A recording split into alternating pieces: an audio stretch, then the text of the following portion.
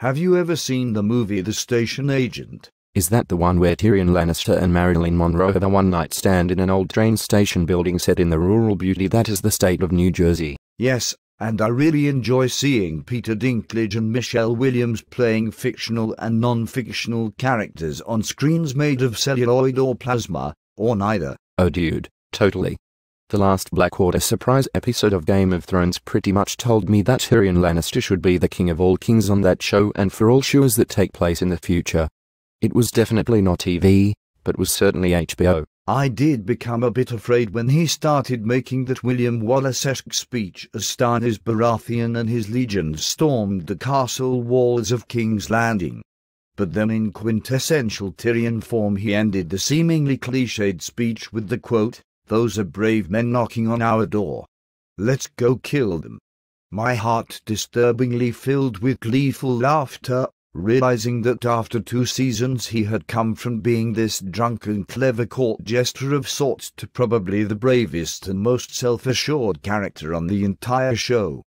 Plus I felt such a vast wave of relief knowing that through all of that maturity Tyrion could turn a pre-battle speech into something original, something poignant, something incredibly inspiring and something oh so darkly hilarious. Oh my god, totally bro.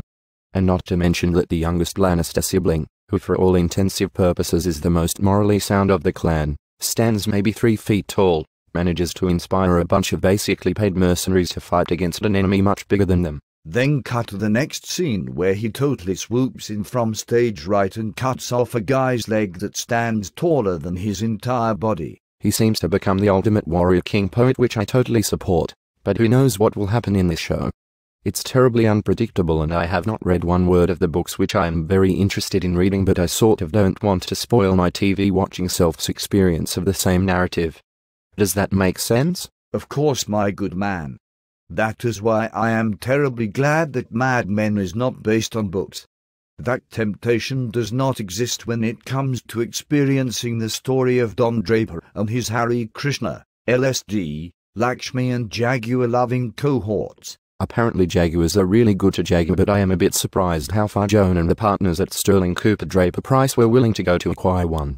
I could have sworn that Joan was attempting to become the Cersei Lannister queen of the firm through any means necessary. And Cersei was getting wasted in her medieval panic room telling the former Lord of Winterfell's daughter sage and blunt truths about the fictional world they reside in. I wanted to give her a long hug and tell her the brother she had harshly insulted before the battle would eventually aid in her not killing her little boy or herself. I did enjoy watching her drink wine that looked like it was very good to drink, especially when the bottle seemed bottomless, much like the glasses of whiskey and delicious old-fashions that the characters from Mad Men seem to be drinking all of the time. Speaking of drinking alcoholic libations, how about the acting class that John Hamm and Christina Hendricks put on while discussing their personal highs and lows at a bar while choking down lots of cigarettes?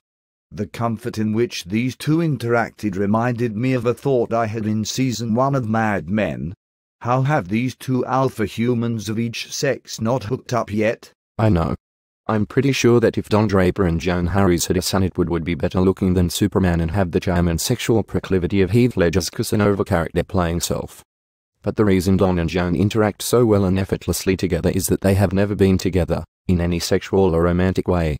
In life, no matter how much you think you are above certain deep-seated aspects of the human psyche, thinking you can compartmentalize serious acts of feeling, not emotion, feeling, towards someone else, you always know that it will in the end complicate things. When you are just friends, you only owe each other a certain amount, and nothing more. Joan and Don are perfect for each other, but once they get together, they would become imperfect, and not the good kind of imperfect, because the more you want, and the more you expect, the more you will be let down, by life, goals, a career and even a partner who thinks they know what the word love means. With that said, would you say that Batman is not as good looking as Superman? Both are tremendously handsome, especially the new Superman, but Don Draper is an older, wiser, handsome. Let's just face it, he's basically a superhero too, and instead of wearing jumpsuits made out of rubber and Kevlar, he dons form-fitting, smart-looking suits accompanied by skinny ties adorned with sleek silver tie bars. But his handsome, smooth gruff has finally caused Peggy Olsen to leave the firm. Is she really off the show? I am going to miss the little female Don Draper in training. I wouldn't worry about her. You see, because of what Joan did to secure the Jaguar account, in about a year's time Don's misguided disappointment in her morality and the loss of Peg will cause him to oust Joan and look for a new non-silent partner to replace her and also possess the ability to trump Ginsburg's pitching prowess. And who will this be? Who else but Tyrion Lannister? Lane Price will be in jail somewhere for embezzlement. Joan will be gone and married a fat Jaguar guy and Pete Campbell is too snake-like to be a competent owner. Tyrion is the obvious pick, and he will totally want to leave the world of thrones and games because frankly he is too good for that reality, and I mean, look at his family. That alone would cause me to jump one fictional dimension for another. And just think how good Sterling Cooper Draper Lannister sounds. Can Michelle Williams come back and play his girlfriend on Mad Men? She would look quite good in mid to late 60s fashion.